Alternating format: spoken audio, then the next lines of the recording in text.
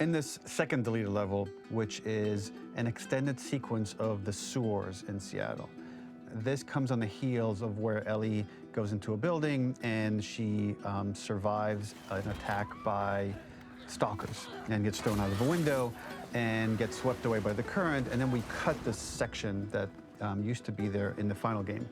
Now you will get to play it. So this was a way to get a bit more interesting puzzles, interesting traversal, figure out how Ellie can navigate the sewers with the fighting current. Ultimately, with a lot of these levels and these sequences, the reason why we cut them were for pacing purposes. But here it is for you in this very kind of raw form that part of it will feel finished, parts of it will feel like assets are missing as far as audio, animation won't be final.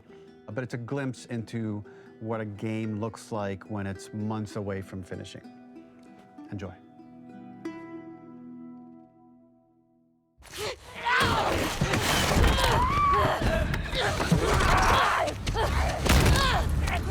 Oh. Get off of me!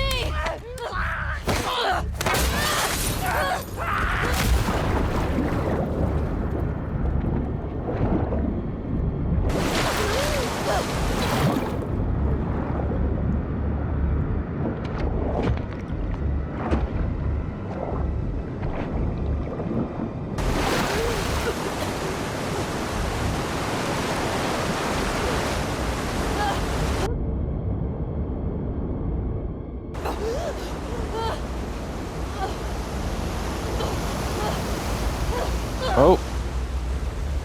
Holy shit. Yeah, this is different.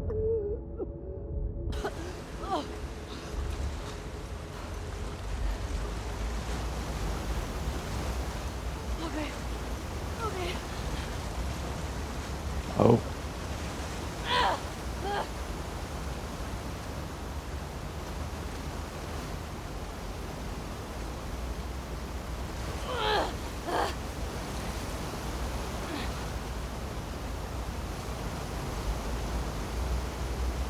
Wow. Seattle. Okay. Where the hell am I?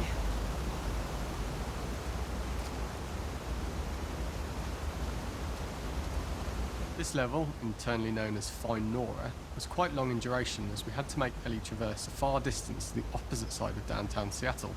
The sewer section was originally longer than what we released the game with, approximately 10 minutes more. This was one of the few areas of the game that used water flow as part of a traversal puzzle. The player has to go upstream to use the current to get to the platform to reach the other side. We mostly cut this mechanic game wide, however it remained in essence in the section swimming to the aquarium as Ellie when you were avoiding the waves.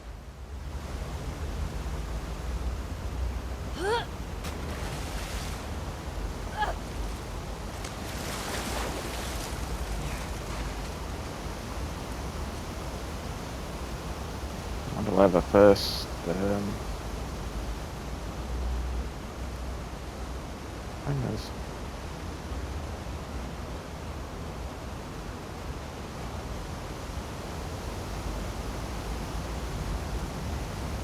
When players reach the doorway and enter into the room, they are faced with a dead end. The real reason for this dead end room is that on the reversal when exiting back out of the doorway, players are faced with the route onwards. A pipe that they'd not been able to see when they were swept past it on the way in, and something that was hidden from view when on the side platforms. The intention here being that the only option is to go off the standard path in order to search for a way out. This is a dead end, is it? What have we got here? Oh, the loot! Oh, this feels so wrong, but so right.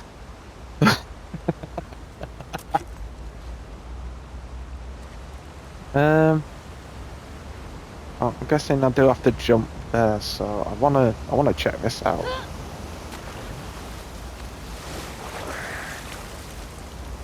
This is gonna be number one. The ladder acts as an immediate goal for the player, but being able to climb out is not going to be so easy. To keep levels interesting and engaging, we alternate between positive and negative values the player experiences.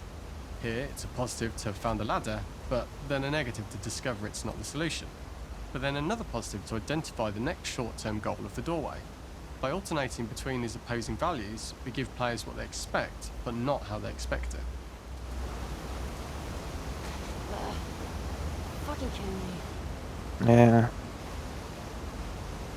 Okay. Okay, so therefore, Okay. There's gotta be another way out.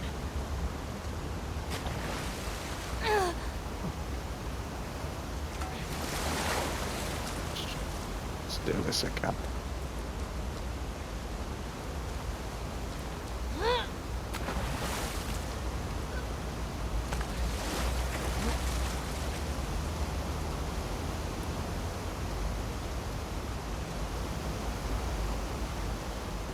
Okay, so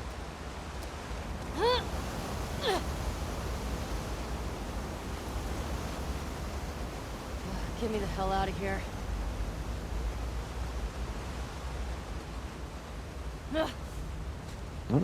onslaught. Throughout the rest of the level, we also used light to indicate to the player that they were heading in the right direction. At each turn, however, we blocked the direct route forward. Players would know that they just have to keep finding alternative paths, promoting those feelings of being desperate and trapped.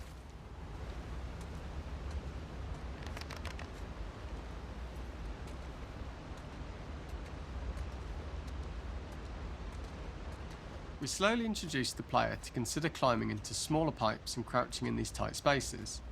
This is to slowly build up to, and encourage, the player to climb into such a small pipe that they'd have to be crawling on their stomach, which is something that the player previously may not have recognised as a playable space, let alone the desired route they need to take. Up and out. Just keep going up and out. We added a tiny space just to reward the player's exploration with a pickup item, and we made sure it was something that made sense that you'd find in this area. A canister and all the garbage that had been washed into the sewers from the surface. Okay. Let's over this.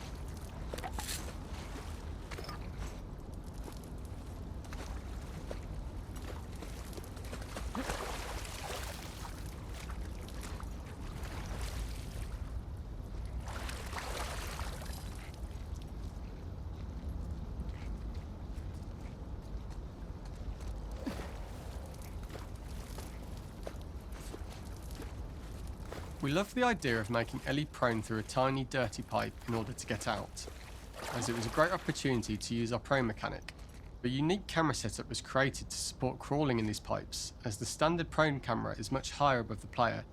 We also created custom collision in order for Ellie to manoeuvre in these tight spaces easily. Initially, the oblong collision capsule around her character caused issues crawling around corners. We put extra effort into the custom corner collision so the movement experience is as smooth as the main game. Fuck. Okay. Don't lose your shit, Ellie.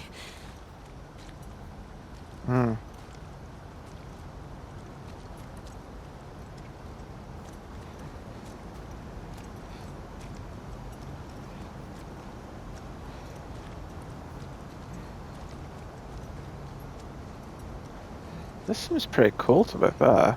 Quite liking this.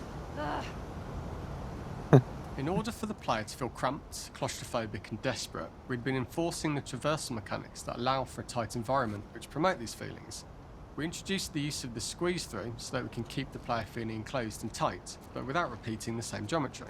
Here we change from low ceilings with wider walls to high ceilings and tight walls to change up the spatial pacing and keep the level from repeating itself.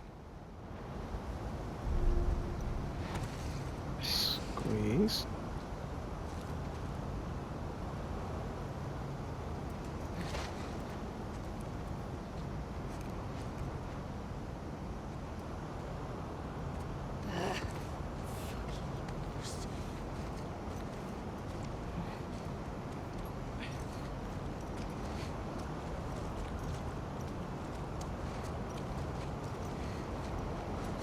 Shitty place to die.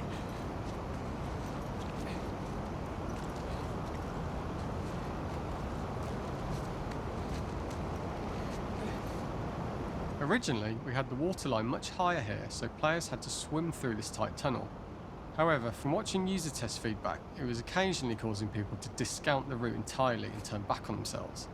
So to avoid any risk of this happening in the final game, we present a lower water level so the tunnel is easy to see and commit to using.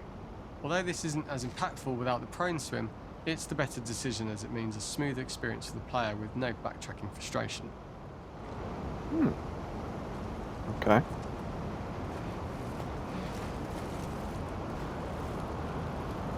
As we surface from the water and over the crest of the slope, we reveal what is further in this tunnel.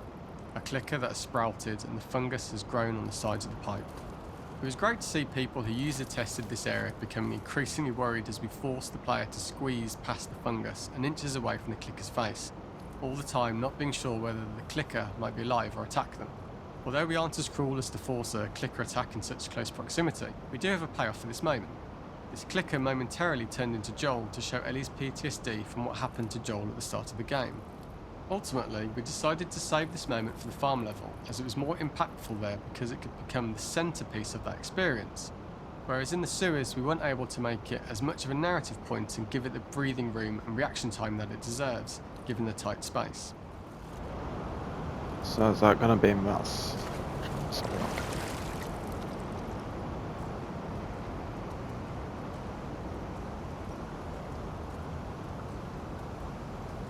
Fucking cold.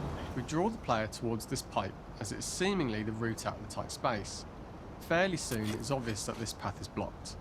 If the player goes all the way up to the bars that block the path, they are rewarded with a pickup so this journey doesn't feel wasted. It was important to encourage the player to try to progress along this path so that they would subtly be thinking of progress in this direction. We hint to the player that there is a bigger, new space beyond this pipe by showing the player the waterfall. This helps players consider the other route where they don't know how far the tunnel is or whether they'd make it.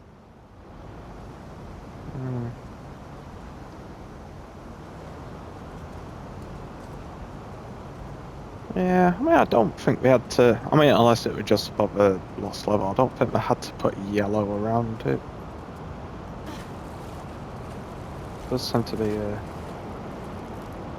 kind of thing. Ooh. Damn it.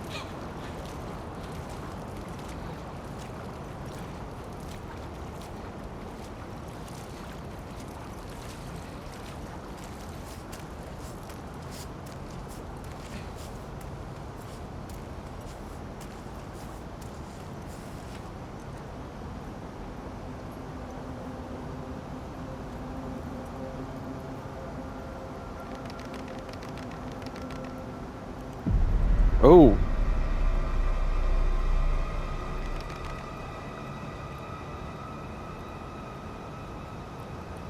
Yeah, she's freaking out. I could see it look on her face.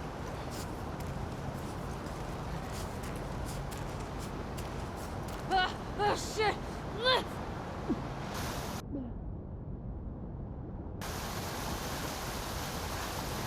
Guessing this is where.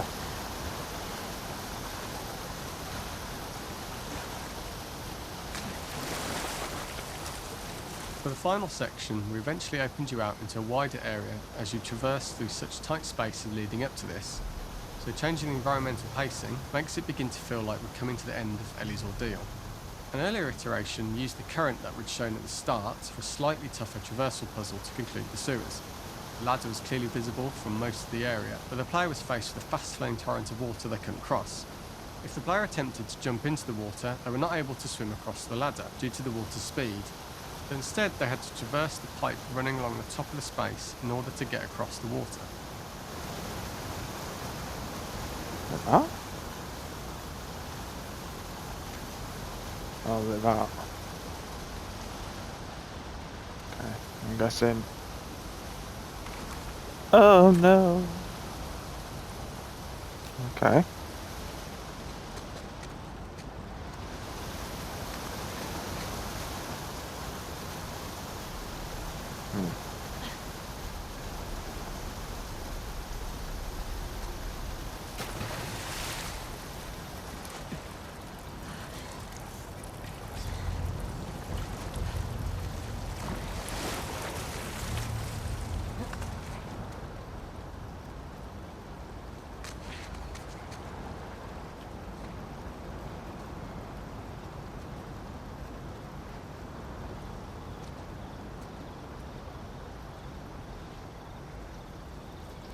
Oh, I do actually want to look at it. Just in case. Yeah.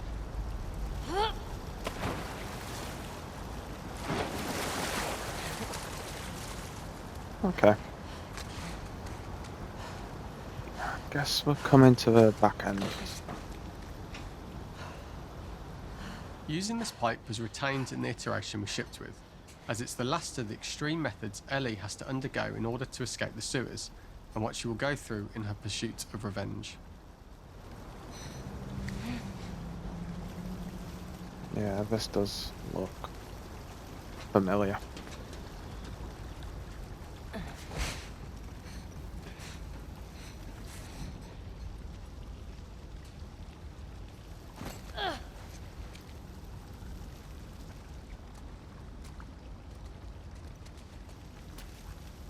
The last ladder climb is quite lengthy, and although we could have trimmed it down to a shorter climb, we liked how this last segment of the journey built anticipation for whether there was success at the top or not after all you've been through. Ultimately, the ladder exits out into the subway station, which is how it connects in the final game. Ellie then has to find her way to the hospital from here, crossing paths with the scars for the first time.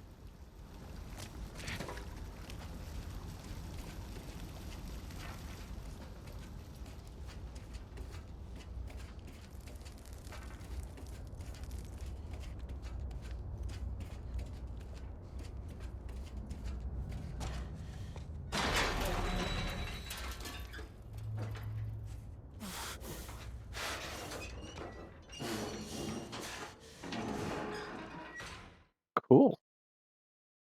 Oh, good.